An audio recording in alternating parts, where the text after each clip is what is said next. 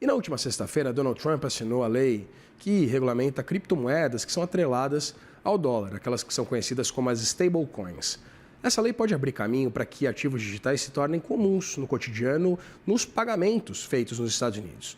Para a gente conversar sobre essa regulamentação, chamo agora o CFO da Tokeniza, Michel Mendes, que vai também comentar os desdobramentos dessa lei de cripto nos Estados Unidos, essas discussões todas que a gente acompanhou nas últimas semanas. E eu tenho o prazer de receber aqui, perdão se eu errei seu nome, é Michel? Michel mesmo. Então, Prazer, Vitor, tudo bem? Então acertei, prazer é nosso, Michel. Michel, eu queria começar te perguntando exatamente sobre essa perspectiva agora acerca do mercado das chamadas stablecoins, pensando tanto do ponto de vista de ativo, né, como um ativo financeiro, né, de investimento, como também pensando em moeda corrente. Eu queria entender se já existe uma infraestrutura necessária nos Estados Unidos, no mercado norte-americano, para que essas stablecoins elas sejam usadas em transações cotidianas, e qual seria exatamente um ativo do ponto de vista de atratividade que, por exemplo, uma stablecoin atrelada ao dólar tem. Por que comprar uma stablecoin e não comprar um dólar? Perfeito. A dúvida comum, assim, que você pensa, mas por que eu preciso dessa stablecoin? Antes de mais nada, é importante entender que uma stablecoin é uma moeda. Então, a stablecoin de dólar é um para um com dólar, uma stablecoin de real é um para um com real. E o motivo dessas stablecoins existirem é para facilitar o trânsito de dinheiro. Então, imagina só que hoje você precisa mandar um valor para qualquer lugar do mundo. No mercado tradicional, você tem que usar uma transferência bancária internacional, muito provavelmente vai usar ali via SWIFT, que é uma tecnologia que tem.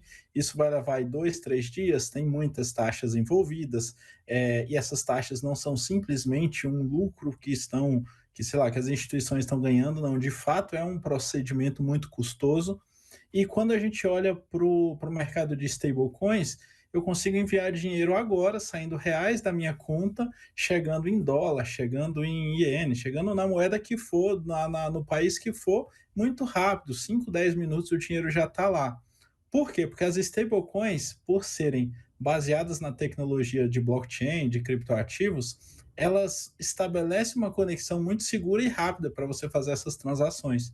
Então, basicamente, os reais não saem de fato do Brasil, né? Mas existe uma empresa emissora de stablecoin no Brasil que ele recebe esses reais, entrega as stablecoins e lá do outro lado vai ter uma outra empresa que vai receber as stablecoins e converter em dólar, por exemplo, a gente pensando numa transação Brasil-Estados Unidos. E aí a gente foge do IOF, inclusive, né, Michel? Deixa eu te perguntar, piadas à parte. Voltando àquela minha primeira pergunta, Sim. já existe uma infraestrutura, por exemplo, para que as maquininhas de cartão, por exemplo, recebam pagamentos em criptoativos, né, nessas stablecoins nos Estados Unidos, de uma forma bastante alastrada, já ou não? Em maquininha ainda são poucas. Aqui no Brasil, por exemplo, e eu estou falando do Brasil só para linkar lá, a gente vive nesse contexto específico, a gente está um pouco mais adiantado. Por quê? Porque o Brasil tem o Pix. O Pix ele é exatamente igual a uma stablecoin. Stablecoin você vai pegar um código lá, que no Pix seria uma chave aleatória, ou um QR Code, que no Pix a gente já conhece o QR Code, e transacionaria dessa maneira. Então, olhando para o Brasil, está muito fácil. A gente já tem, a Tokeniza é uma das empresas que emitem stablecoin no Brasil, então está muito adiantado. Os Estados Unidos, eles ainda não têm uma tecnologia similar ao Pix. Então, mesmo eles não estando tão adiantados isso no uso, no cotidiano das pessoas, eles têm lá um ganho muito maior, porque a gente já tem um ganho acumulado de utilizar a Pix, que hoje é muito fácil. Os Estados Unidos ainda não tem isso. Então eu vejo que o objetivo deles é fomentar mesmo essas empresas. Pô, tem um monte de startups. Os Estados Unidos é um dos países aí que, se não for o número um, dos que mais geram startups do mercado financeiro. Então imagina quantas startups vão poder criar aplicativos, que as maquininhas hoje elas rodam aplicativos, né? Aplicativos que vão rodar ali e vão permitir que a pessoa pague com uma stablecoin, por exemplo. Ou mais, com várias stablecoins diferentes e o comerciante receba na moeda que ele quer, por exemplo, aí dólar. Pois é, não, e eu queria, na verdade, discutir ainda mais sobre essa regulamentação com você, Michel, acerca dessa referência, né, para essas stablecoins. Porque a regulamentação de Donald Trump, se eu não, me corrija se eu estiver enganado, ela não envolve apenas essa paridade com moedas, né? Você pode ter uma stablecoin, por exemplo, baseada em títulos de tesouro do Tesouro norte-americano, também outros tipos de ativos. Seria um ETF que você consegue utilizar para comprar né, produtos, serviços. Como é que funciona exatamente esse sistema?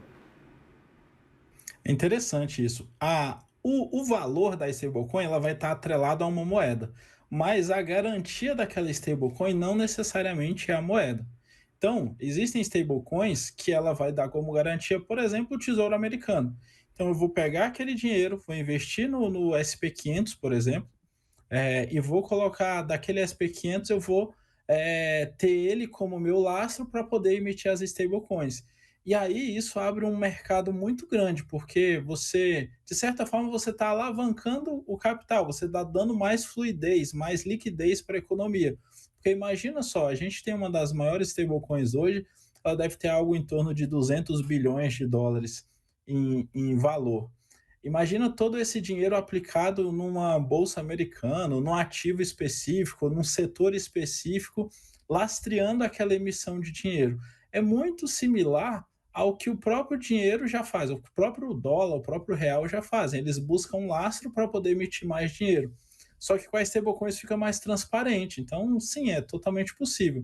Mas é algo que está ali nos bastidores. Para o usuário final, ele só vai ver como se fosse $1 ou R$ 1, enfim. E pensando no ponto de vista da volatilidade, principalmente de moedas, Michel, num cenário futuro em que as stablecoins já estejam bastante consolidadas, muita gente utilize esse tipo de ativo, principalmente para, por exemplo, transação comercial, etc. Queria entender como é que isso impacta exatamente a volatilidade das moedas, porque teoricamente você não está negociando moeda. Como é que funciona? Tem algum tipo de impacto prático? Existe, mas ele é resolvido com uma questão tecnológica também. As stablecoins elas possuem uma tecnologia chamada oráculo, que basicamente ele lê o valor que aquela moeda deve estar, então ela o valor da moeda ele não é ajustado pelo livre mercado. E existem provedores de liquidez que vão prover a liquidez de um lado ou de outro, pensando num câmbio, por exemplo, numa troca de moedas, para que aquela moeda sempre se mantenha estável. Isso gera taxa, gera receita ali para os envolvidos, né? Mas sim, existe essa preocupação e os contratos inteligentes, que é a tecnologia ali por trás, ah, que trabalham, que utilizam dessas stablecoins ou que fornecem estrutura para essas stablecoins, eles preveem isso para que não haja essa volatilidade na stablecoin. E aí, olhando para os outros mercados, eu acho que acho que é um ponto que também precisa ser falado. Imagina que está lastreado em tesouro americano e o tesouro americano disparou ou despencou, né? Isso é um problema. Algumas stablecoins já trabalham com o que eles chamam de colateral mais alto, ou seja, se eu tenho 10 milhões emitidos, eu tenho 15 milhões em garantias, para que eu te dê uma garantia de que se aquele meu investimento cair, eu tenho margem para isso.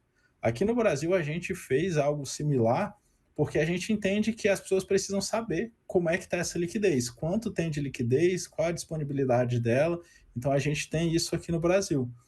Isso não é uma obrigatoriedade. Então, a partir dessa lei lá nos Estados Unidos, muito provavelmente, inclusive o Brasil, outros países vão se espelhar para entender que, olha, como é que a gente precisa criar regras aqui para que essas emissoras de stablecoin não gerem também um problema no mercado, né? Pois é, não, e Michel, eu queria entender do ponto de vista de segurança. Como são mercados muito novos, né?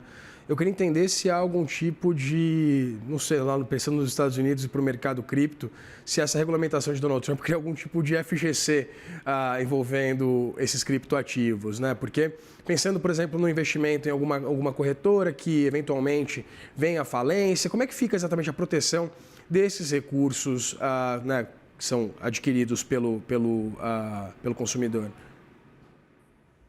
Hoje não existe nenhum tipo de garantia do governo, de tipo um FGC, por exemplo, mas existe essa prova de reservas.